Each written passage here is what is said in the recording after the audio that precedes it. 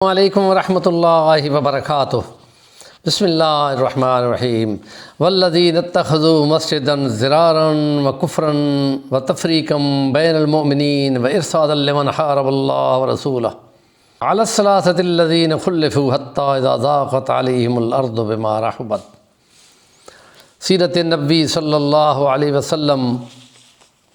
9 ہجری آخری غزوہ نبی صلی اللہ علیہ وسلم اور پورے ہفتے کی سخت گرمی میں سفر کرتے ہوئے 20 دن تبوک کے مقام پر قیام فرمایا۔ کوئی دشمن سامنے نہ آیا، لیکن دشمن اس سے مبہوت ہو گیا۔ یوں بھی تاریخ میں آتا ہے کہ کیسر روم کو کہا گیا کہ مسلمانوں کا پیغمبر تبوک میں آخری سرحد پر بالکل بیٹھا ہے اور کئی ہفتے گزر گئے ہیں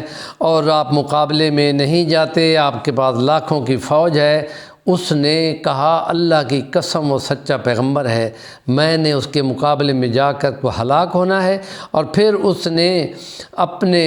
زمین کی اپنے قسطنطنیہ کے علاقے کے بارے میں کہا کہ اللہ کی قسم ایک وقت آئے گا کہ یہ جس زمین پہ میں بیٹھا ہوں یہ بھی ان کے قبضے میں ہوگی۔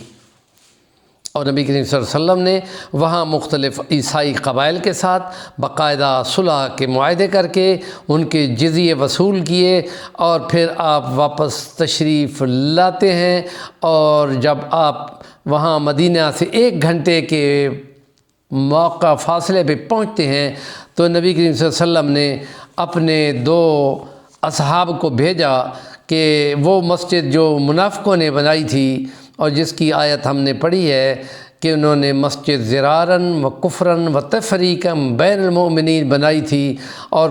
کہا یہ کہ یہ ہم نے معذوروں اور بیماروں لوگوں کے لیے مسجد بنائی ہے، یا رسول اللہ آپ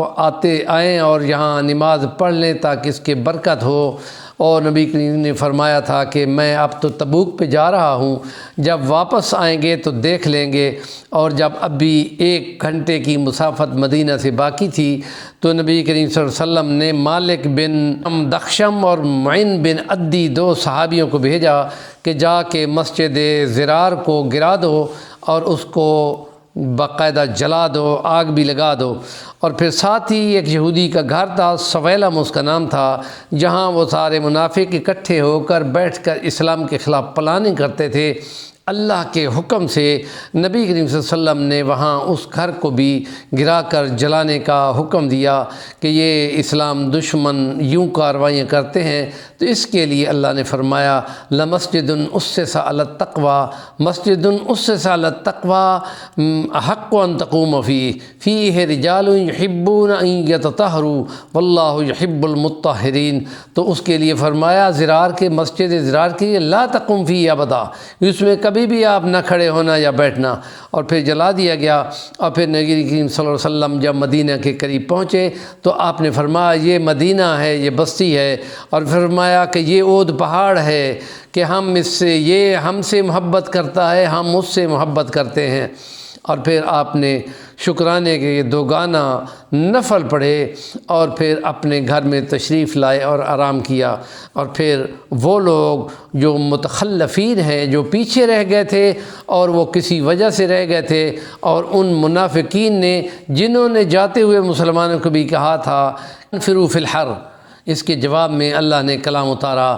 کہ قل نار جہنم اشد حرا لو کانوا یعلمون۔ اور یہ آزمائش تھی کہ مدینے کے کھجوروں کی فصل بالکل تیار تھی اور اوپر سے سخت گرمی تھی شدید، اور قحط سالی بھی تھی، فصل بھی کوئی نہیں ہوئی تھی۔ ان مشکلات کے باوجود مسلمان وہاں نکلے اور دشمنوں سب کو مبہوت کیا اور آپ واپس تشریف لائے۔ تو جو لوگ نہیں جا سکے تھے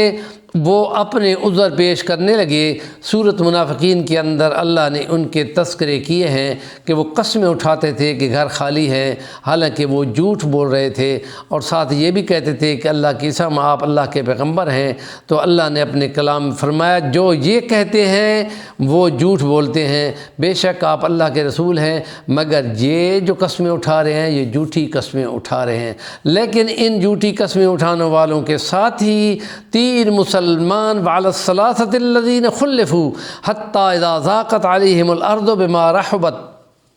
وہ 3 مسلمان بھی رہ گئے تھے، جن میں کعب بن مالک اور مرارہ بن ربی، تو یہ 2 ان میں سے زیادہ بوڑھے تھے،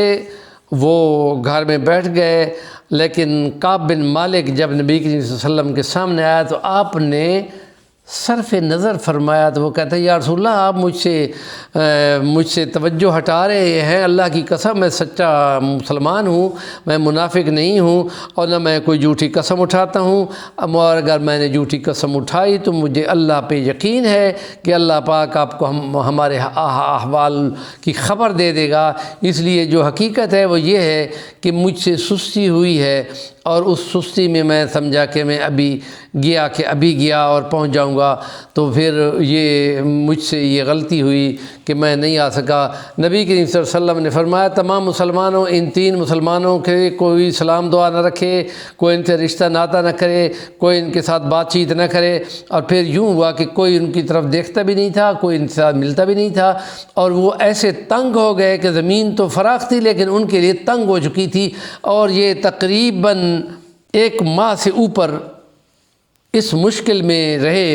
کہ ہر وقت روتے رہتے اور غم کا اظہار کرتے رہتے اور توبہ طائب رہتے۔ ایون کہ دشمن عیسائی لوگوں نے بھی ان کو اشارے کیے کہ آ جاؤ ہمارے پاس، تو اس سے اور زیادہ وہ غم زدہ ہو گئے اور رونا شروع کر دیا۔ اس ہمارے ولاگ کا 4تھا ولاگ ہے، اور اس سلسلے میں کچھ باتیں رہتی ہیں وہ انشاءاللہ ہم بیان کریں گے۔ ہمارے چینل کا نام ہے صفی الوانی، ضرور سبسکرائب کریں، کام کی بات کا کمنٹ کیا کریں۔